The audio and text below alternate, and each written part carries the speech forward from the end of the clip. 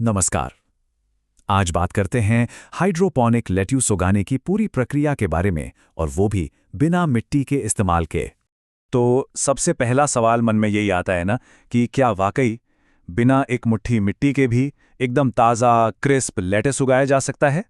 और इसका जवाब है जी हाँ, बिल्कुल।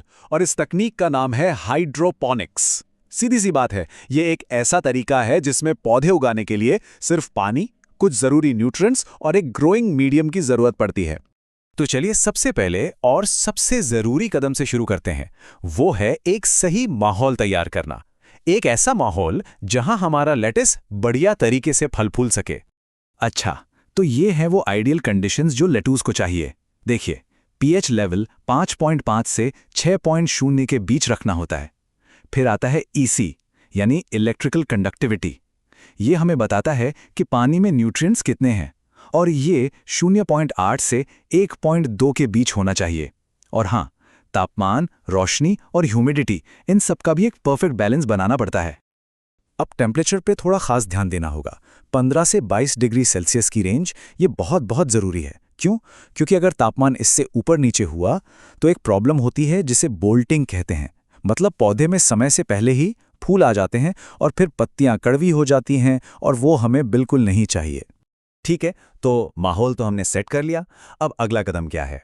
अगला कदम है अपने लिए सही हाइड्रोपोनिक्स सिस्टम चुनना। मतलब ऐसा सिस्टम जो हमारी जगह और हमारे स्किल लेवल के हिसाब से एकदम फिट बैठे। अगर घर पे शुरुआत करनी है तो दो सिस्टम्स सबसे पॉपुलर हैं।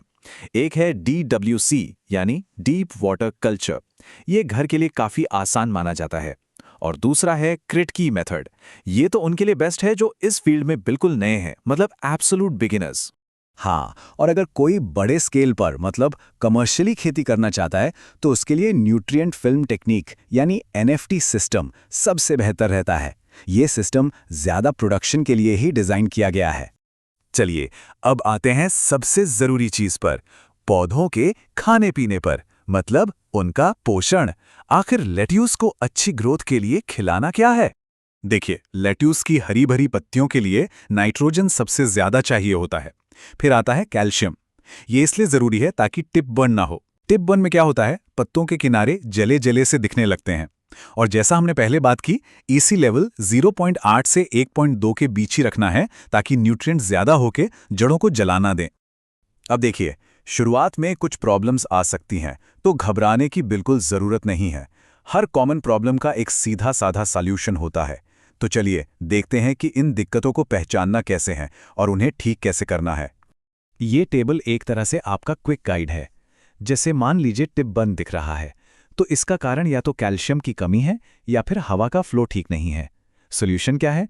कैल्शियम बढ़ाइए और एयर फ्लो ठीक कीजिए। सिंपल।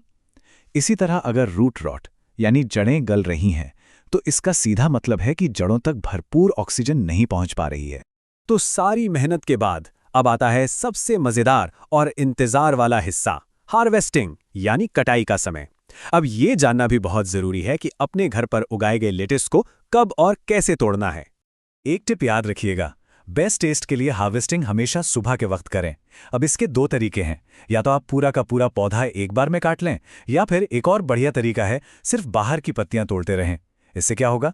पौधा बढ़ता रहेगा और आपको लगातार ताज़ा पत्तियां मिलती रहेंगी।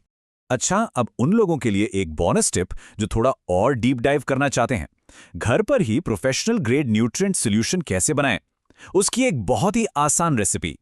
ध्यान से सुनिएगा, इसे दो अलग अलग हिस्सों में बनाना है। सॉल्यूशन ए के लिए पहले 100 ग्राम कैल्शियम नाइट्रेट पानी में घोलें और फिर उसी में 3 ग्राम आयरन चिलेट डाल दें। बस ये हो गया हमारा पहला मिक्सचर। अब सॉल्यूशन बी के लिए एक बिल्कुल अलग कंटेनर लेना है। इसमें हम डालेंगे 50 ग्राम पोटेशियम नाइट्रेट, 30 ग्राम MKP यानी मोनोपोटेशियम फॉस्फेट, 50 ग्राम मैग्नीशियम सल्फेट और आखिर में 2 ग्राम माइक्रोन्यूट्रिएंट्स। ये हमारा दूसरा मिक्सचर तैयार है, जिसे सॉल्यूशन ए से एकदम अलग रखना है। और अब आता है सबसे सबसे जरूरी स्टेप। एक बात गांठ बांध लीजिए, सॉल्यूशन ए और बी के जो कॉन्सेंट्रेट्स हमने बनाए हैं, उन्हें सीधे कभी भी एक दूसरे में नहीं मिलाना है। इनको अलग अलग ही 100 लीटर पानी की मेन टंकी में डालना है। अगर इन्हें डायरेक्ट मिला दिया तो रिएक्शन होकर सारे न्यूट्रिएंट्स खराब हो जाएंगे। तो अब जब ये पूरी प्रोसेस इतनी आसान लगने लगी है, तो सवाल ये है कि कोई अपने पहले होम हाइड्रोपोनिक गार्डन में सबसे पहले क्या उगाना चाहेगा?